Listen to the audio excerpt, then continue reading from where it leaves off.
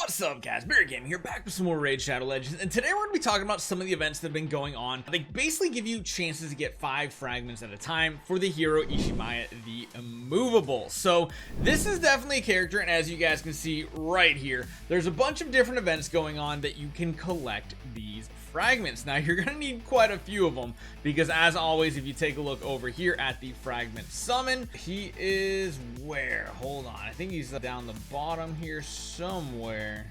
There he is, Ishiyama. So yes, you still need 100 of these fragments as always, and a lot of these events are very small. Now we're in the back of Anniversary, we're in the back of the community events, and I don't know if this is an event you guys should really be going for. We of course currently have the dungeon divers, the champion training, and the gear enhancement. There are tons of different events here, as you guys can see, to grab 5 fragments at a time. The question is, should you guys be doing this, or should you just be saving up for the next big event?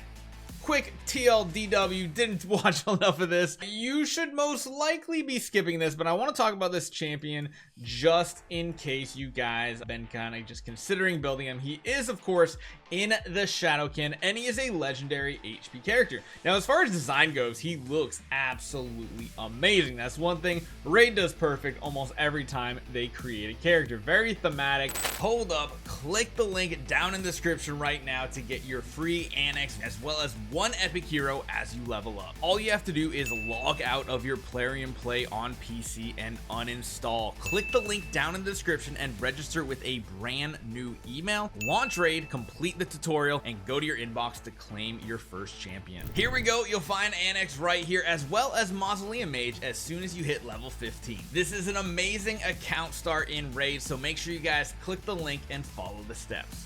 I wish, honestly, I wish he had like a samurai helmet on too, that like had like an alternate art or something. That would be really cool. But let's talk about his actual abilities, because this is kind of why I don't think you necessarily need this champion for your team. If we take a look at his first ability, Burning Comment, attacks one enemy 2 times. Each hit transfers a random debuff from himself to the target he is attacking. If this champion is under any debuffs when attacked by an enemy, he's going to counterattack with this skill. So he's really great at taking any buffs that he has and transferring them to enemy targets here. Very basic ability. The fact that the basic, like the core of, if he has a debuff, he'll just counterattack anybody that attacks him, and then of course transfer that debuff to that other champion.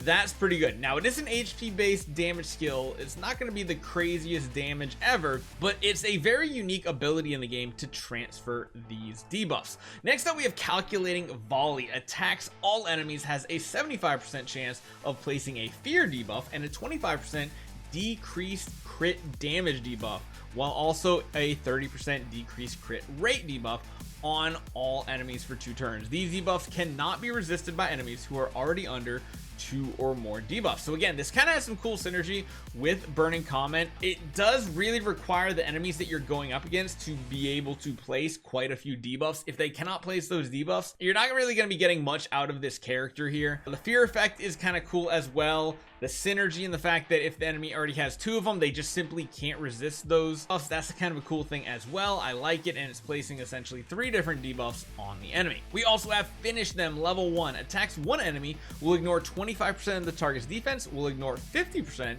if the target has 2 or more debuffs. You see a common theme going on right here. Places a block damage buff on this champion for 2 turns if this attack kills an enemy, which is not exactly the easiest thing to have done. Now, if you guys don't know what that ability is, let me scroll on down here.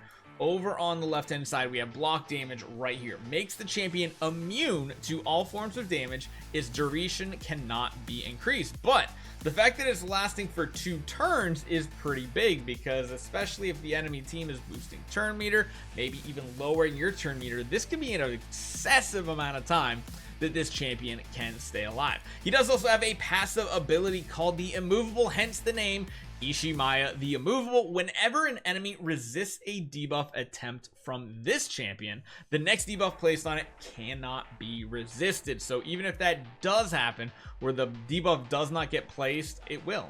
The next one will. Each debuff placed on this champion increases their max HP by 3%, up to a total of 30.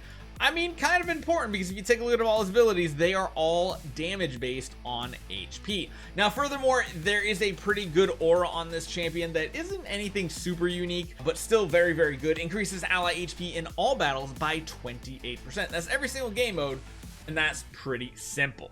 Now, the big question is, should you even build Ishiyama? Sorry, I keep saying Ishimaya every time I look at this character. Ishiyama. It's a very, very niche character to have. I mean, even reviews, there are not a ton of reviews to this character. If I had to give like an overall rating, in just about every single game mode, he's like middle of the road, somewhere in the ballpark of like a 3-star out of 5-star champion. He does have some places he's going to really excel up to 4 and maybe even 5-star, but it is very, very niche. If you are someone who is a free-to-play player, you're probably not going to necessarily need this champion. And let's be honest, like I was saying, we are on the back of a couple of really big events right now. We're kind of in a lull, which is nice, because that's going to let us save up some resources, save up some food, because again, yeah, we have a bunch of tournaments going on. We have the Dragon Tournament, the Ice Golem one. These ones are pretty easy to get done. However, if we're talking about the bigger events like the Champion Training and Gear Enhancement, save your silver, save your process or your progress and everything. You see, I've done a little bit. I don't think I'm gonna go too crazy on it, but you know, leveling up champions is a great way to do it. Gear enhancement is a very silver intensive thing to get down there, so please be smart before you decide to go for this champion. Let me know what you guys think. Are you building, or are you going to go for this one? Let me know in the comments down below. I'll see you guys next time.